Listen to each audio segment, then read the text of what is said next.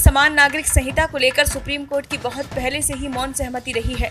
शाहबानो मामला यानी कि 1985 व उसके बाद कई अन्य मामलों में सुप्रीम कोर्ट इसकी जरूरत पर बल दे चुका है।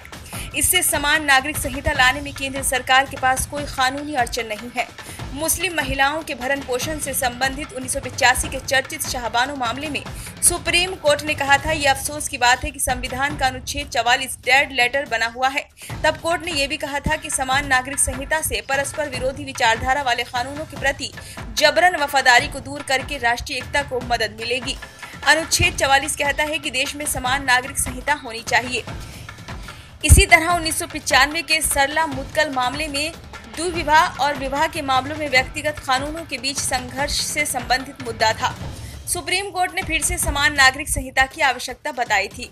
तब कोर्ट ने पीएम से अनुच्छेद 44 पर नए सिरे से विचार करने और भारत में नागरिकों के लिए समान नागरिक संहिता के लिए प्रयास करने को कहा था और उठाए गए कदमों से न्यायालय को सूचित करने का अनुरोध भी किया था।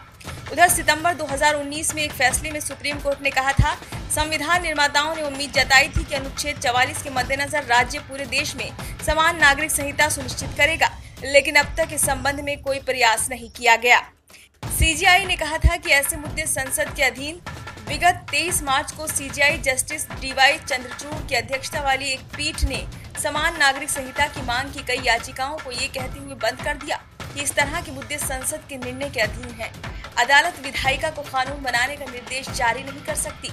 गत वर्ष अक्टूबर में इन याचिकाओं पर सुप्रीम कोर्ट को दिए हलफनामे में सरकार ने कहा था कि अलग अलग लोगों के अलग अलग कानूनों का पालन करना राष्ट्र की एकता का अपमान है।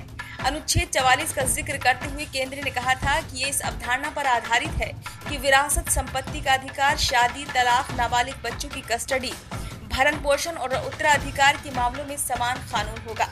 लोकसभा चुनाव से पहले समान नागरिक संहिता को लेकर सियासी बयानबाजी तेज हो गई है।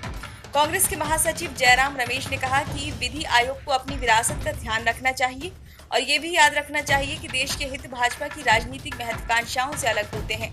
समाजवादी पार्टी के सांसद शफीकुर रहमान बर्क ने विधि आयोग की ओर से समान नागरिक संहिता पर नए सिरे से राय मांगने पर कड़ी आपत्ति जताई और कहा कि ये केवल देश में नफरत फैलाएगा।